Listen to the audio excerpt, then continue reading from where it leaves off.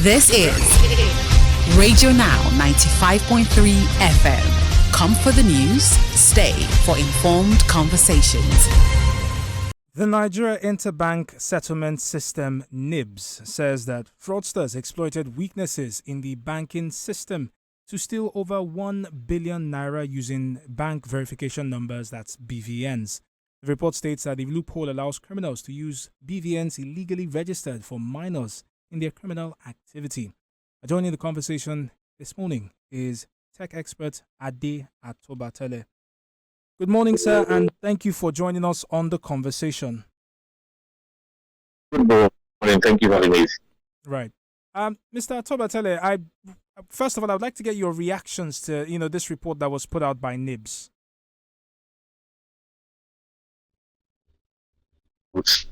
Say is that we do not have any 100% perfect systems. I think it's commendable that NIBS actually told everybody that this is actually what has happened. We need a lot more transparency in the banking system. It's only by having the transparency that we'll understand where the problems are, and once we understand the problems, we can mitigate them by trying to fix them. Right.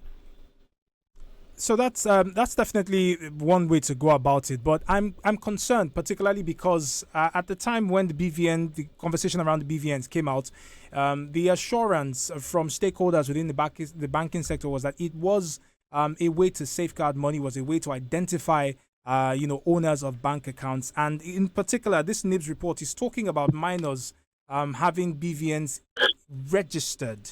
I wonder how that sort of failing could have happened to allow over 1 billion naira to be stolen by fraudsters.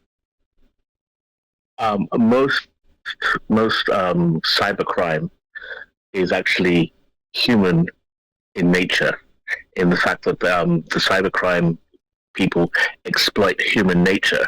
So somewhere in the system, somebody has taken the system and registered these minors. It's the same way that we have people from non-Nigerian countries being registered on NINs. It's the same way that we have SIM cards that are duplicated when the cards are stolen. It's the human factor in the system that usually breaks down and allows these things to happen. So, Mr. Tobatele, the banking system is typically a shining example of private sector being a lot more engaged with protecting people's data, right? Private data.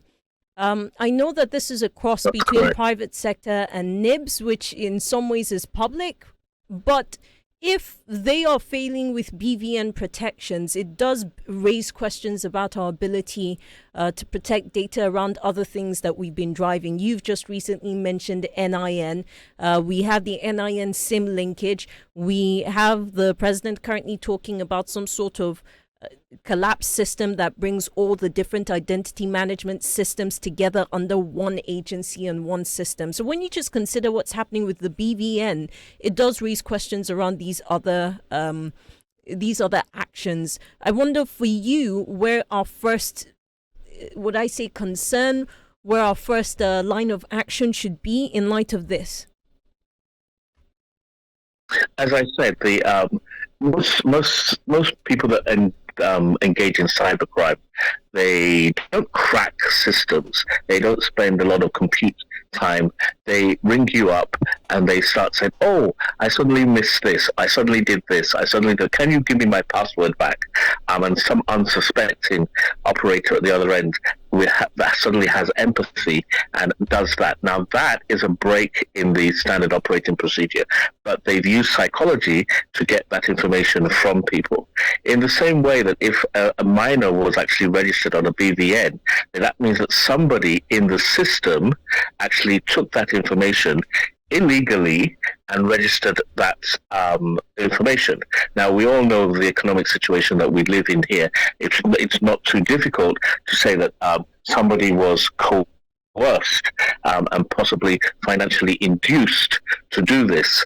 So really, if we were looking at how to stop this, we would actually go back to the human beings and actually try and prevent it from there. And that means that we need more verification systems into checking those things.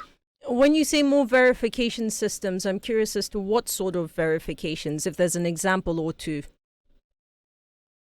Well, what we're basically saying here is that we need to revalidate a lot of the information. Now, this isn't something that isn't done. Well, as I said, going back to the NIN system, we recently revalidated the whole of the NIN database and found that there were a lot of people from, I think it was Niger, that were registered in the system. Now, those people have been sitting there in that database for a little while, and that's why I said that it's a constant vigilance of actually revalidating data to re-verifying data to ensure that bad operators have not actually encroached upon the system.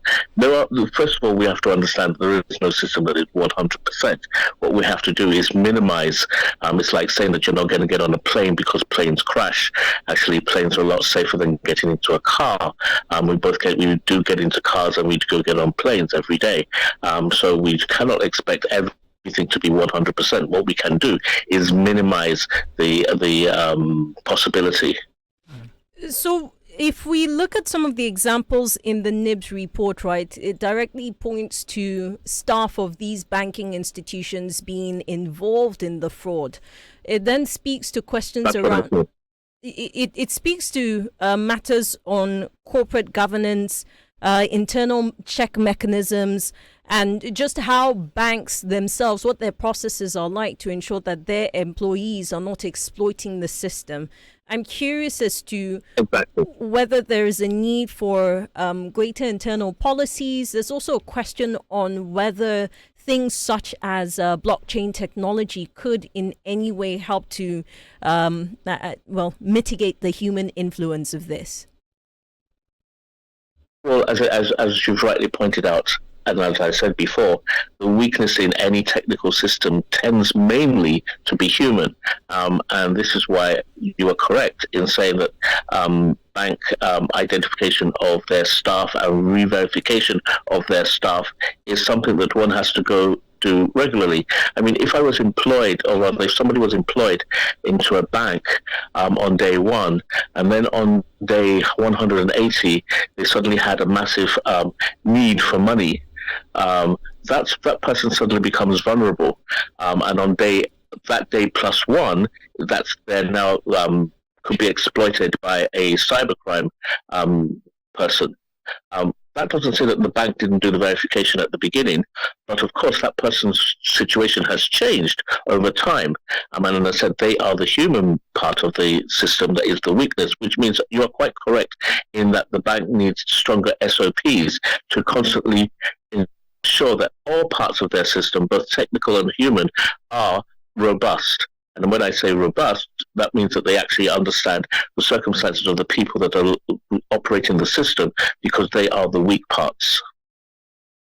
So, Mr. Tobatele, just before we let this conversation rest, I'm curious about how you've talked about verifying, the systems, the BVN systems. Well, I'm curious, particularly because the conversation around the information system in Nigeria typically goes back to how much we know about who is in Nigeria and who is Nigerian.